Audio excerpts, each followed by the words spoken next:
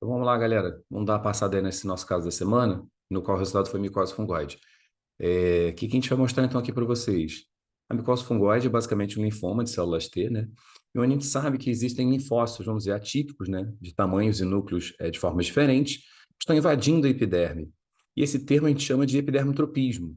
Então, o que acontece? Teoricamente, já não tem um facilitador, né? Então, esses linfócitos, eles vão invadir a epiderme mesmo sem uma abertura, que normalmente pode ser um processo de espongiose, uma lesão vascular da camada basal, então dermatite de interface, dermatite de quenoides, eu posso ter um afluxo de linfócitos normais. Isso chama-se exocitose. No caso, a gente estava com o exemplo de epidermotropismo. Além disso, a gente vai ver que tem outras características nos linfócitos, né? Que eles normalmente têm núcleos claros, halos claros, né? E são linfócitos de tamanhos diferentes invadindo a epiderme. Além disso, esses linfócitos podem estar numa disposição linear, querendo fazer uma disposição meio liquenoide, né, meio que borrando o epitélio e às vezes fazendo aqueles clássicos grupamentos, né, que são os microabscessos de Pottier. Nem sempre nós vemos os microabscessos, né, na micose fungoide, dependendo da fase que a gente biopsia. E às vezes tem um fenômeno secundário, que é uma leve fibrose, né, que pode ser vista na derme papilar. Então aqui as fotos do exemplo que a gente colocou é basicamente uma epiderme com quase nenhuma espongiose, esse é um ponto que a gente tem que notar, né?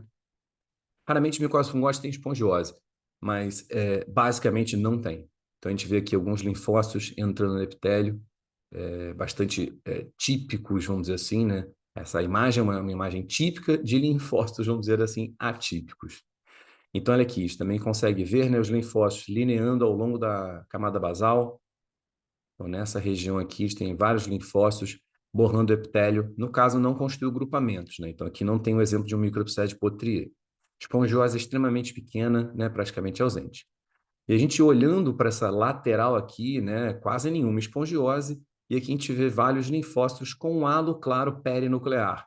Então, essa é uma dica importante, uma dica significativa para o diagnóstico da micose fungoide, em geral, a forma de mácula ou placa inicial. A gente tinha, né, as outras opções, que eram as erradas, que era o eczema agudo, a ptiríase versicolor e a hanseníase indeterminada. Então, eu vou fazer uma breve lembrança desses tipos de quadro. É claro que a correlação clínica é essencial para a gente fazer o melhor diagnóstico. No entanto, quando eu falei eczema agudo, eu penso na histologia em uma vesícula espongiótica, né, que aquele nosso exemplo não mostrava. Quando eu penso em pitiríase versicolor, eu normalmente tenho uma doença que não tem inflamação, e a gente vê aqui, né, as hifas e os esporos agrupados na camada córnea, naquele aspecto clássico, né, de macarrão com almôndegas.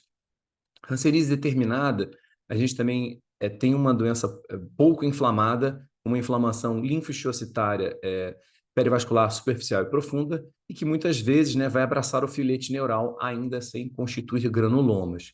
É o que a gente também não tinha naquela imagem.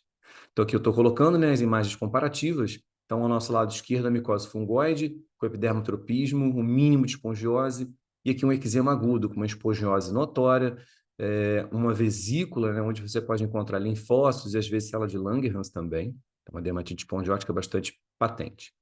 Outro diagnóstico diferencial, que seria pitiríase versicolor, como bem acabei de comentar, quase nenhuma inflamação, e o aspecto que você encontra, né, as hifas e as estruturas arredondadas, os esporos do tipo macarrão com môndegas.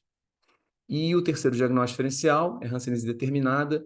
Nesse exemplo, a gente coloca, né, uma imagem que revela, né, dois filetes neurais circundados por uma inflamação linfocitária, lembrando que não deve fazer o granuloma. A partir do momento que eu vejo uma hanseníase, né, a formação do granuloma, eu já vou pensar provavelmente no polo tuberculoide, e granulomas muito difusos, né, obviamente com isquiosos xantomizados, a consideração de uma hanseníase de padrão virchoviano.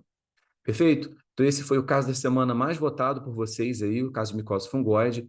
Espero que tenham gostado desse resumo. Um grande abraço e a gente vai se vendo aí todo dia e sempre com uma aula resumida nas segundas-feiras. Um abraço.